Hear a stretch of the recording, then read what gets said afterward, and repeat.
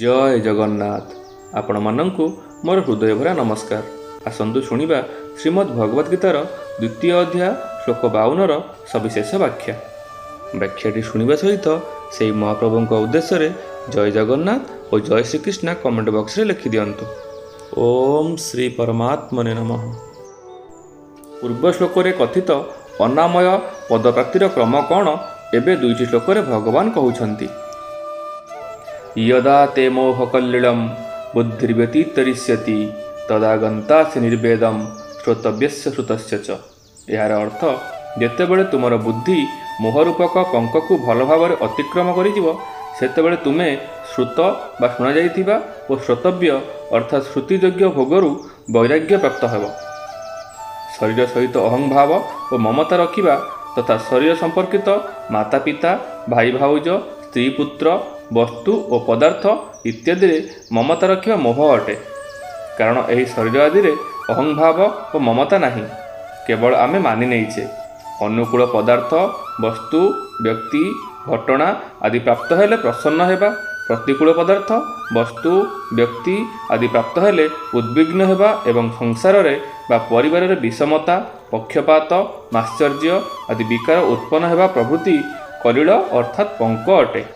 ଏହି ମୋହରୂପକ ପଙ୍କରେ ବୁଦ୍ଧି ନିମଗ୍ନ ହେଲା ପରେ ମନୁଷ୍ୟ କିଂକର୍ତ୍ତବିମୂଢ଼ ହୋଇଯାଏ। ତାକୁ କିଛି ଉପାୟ ଦିଶେ ନାହିଁ। ସ୍ୱୟଂ ଚେତନ ହୋଇ ମଧ୍ୟ ଶରୀର ଆଦି ଜଡ଼ ପଦାର୍ଥରେ ଅହଂଭାବ ଓ ମମତା କରି ତା ସହିତ ନିଜର ସମ୍ବନ୍ଧ ମାନିନିଏ। କିନ୍ତୁ ବାସ୍ତବରେ ସେ ଯେଉଁ ଯେଉଁ ପଦାର୍ଥ ସହିତ ସମ୍ବନ୍ଧ ଯୋଡ଼େ, ସେହି ପଦାର୍ଥ ଗୁଡ଼ିକ ତା ସହିତ ସର୍ବଦା ରହିପାରନ୍ତି ନାହିଁ ଏବଂ ସେ ମଧ୍ୟ ସେଗୁଡ଼ିକ ସହିତ ସର୍ବଦା ରହିପାରେ ନାହିଁ। କିନ୍ତୁ ମୋହ ଯୋଗୁଁ ଏ ଦିଗକୁ ତାହାର ଦୃଷ୍ଟି ଯାଏ ନାହିଁ, ବରଂ ଅନେକ ପ୍ରକାର ନୂଆ ନୂଆ ସମ୍ବନ୍ଧ ଯୋଡ଼ି ସେ ସଂସାରରେ ଅଧିକରୁ ଅଧିକ ଛନ୍ଦି ହେଉଥାଏ।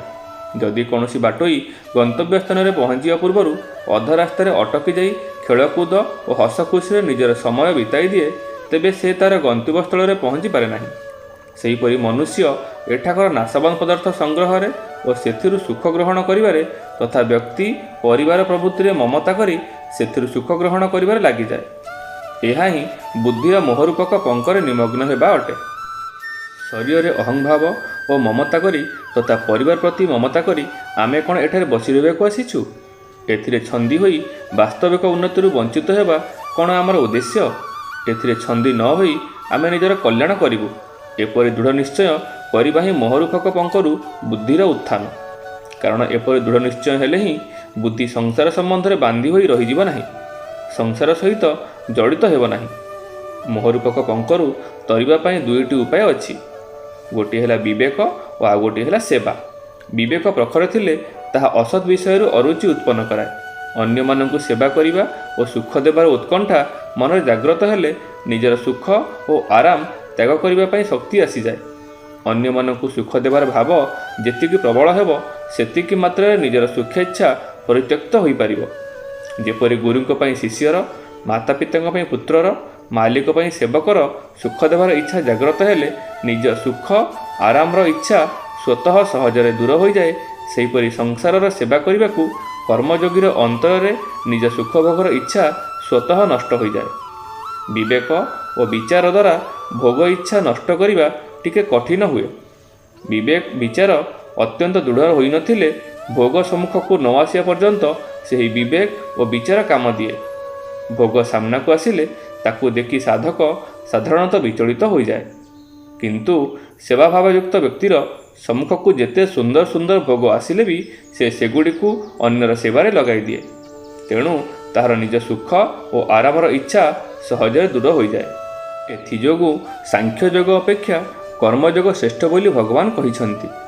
ମନୁଷ୍ୟ ଯେତେ ଭୋଗ ବିଷୟରେ ଶୁଣିଛି, ଉପଭୋଗ କରିଛି ଓ ଭଲ ଭାବରେ ଅନୁଭବ କରିଛି, ସେ ସମସ୍ତ ଭୋଗ ଏଠାରେ ଶ୍ରୁତସ୍ୟ ପଦର ଅନ୍ତର୍ଗତ। ସ୍ୱର୍ଗଲୋକ, ବ୍ରହ୍ମଲୋକ ପ୍ରଭୃତିର ଯେତେ ଭୋଗ ବିଷୟରେ ଶୁଣାଯାଇପାରେ, ଶ୍ରୋତବ୍ୟସ ପଦର ଅନ୍ତର୍ଗତ। ଯେତେବେଳେ ତୁମର ବୁଦ୍ଧି ମୋହରୂପକ ପଙ୍କକୁ ତରିଯିବ, ସେତେବେଳେ ଏହି ଶ୍ରୁତ ଅର୍ଥାତ୍ ଐହିକ ଓ ଶ୍ରୋତବ୍ୟ ଅର୍ଥାତ୍ ପାରଲୌକିକ ଭୋଗବିଳାସ ପ୍ରତି ତୁମର ବୈରାଗ୍ୟ ଆସିଯିବ। ତାତ୍ପର୍ଯ୍ୟ ହେଲା, ବୁଦ୍ଧି ମୋହକଳିଳକୁ ତରିଗଲା ପରେ ସେଥିରେ ଏହି ପ୍ରଖର ବିବେକ ଓ ବିଚାର ଜାଗ୍ରତ ହୋଇଯାଏ ଯେ ସଂସାର ପ୍ରତିକ୍ଷଣ ବଦଳୁଅଛି, କିନ୍ତୁ ମୁଁ ପୂର୍ବପରି ରହିଛି। ଅତଏବ ଏହି ସଂସାରରୁ ମୋତେ ଶାନ୍ତି ମିଳିବ କିପରି? ମୋର ଅଭାବ ଦୂର ହେବ କିପରି? ସେତେବେଳେ ଯାଇ ଶ୍ରୁତ ଓ ଶ୍ରୋତବ୍ୟ ବିଷୟ ପ୍ରତି ସ୍ୱତଃ ବୈରାଗ ଆସିବ। ସଂସାରରୁ ଓ ବିଷୟରୁ ମୁକ୍ତି ପାଇବା ପାଇଁ ଯେଉଁଠି ଜ୍ଞାନ ମାର୍ଗ ଓ ଭକ୍ତି ମାର୍ଗର ବର୍ଣ୍ଣନା କରାଯାଇଛି, ସେଠାରେ ମଧ୍ୟ ଶ୍ରବଣକୁ ମୁଖ୍ୟ ବୋଲି କୁହାଯାଇଛି। ତାତ୍ପର୍ଯ୍ୟ ହେଲା, ସଂସାରରେ ଓ ପରମାତ୍ମାଙ୍କଠାରେ ଆସକ୍ତ ହେବା ପାଇଁ ଶୁଣିବା ହେଉଛି ମୁଖ୍ୟ। ଜ୍ଞାନୀ ଗୁଣୀ ମଣ୍ଡଳୀ ଓ ସଜ୍ଜନ ମଣ୍ଡଳୀ, ଆପଣମାନେ ଶୁଣୁଥିଲେ ଶ୍ରୀମଦ୍ ଭଗବତ ଗୀତାର 2ୟ ଅଧ୍ୟାୟ ଶ୍ଲୋକ 52ର ସବିଶେଷ ବ୍ୟାଖ୍ୟା।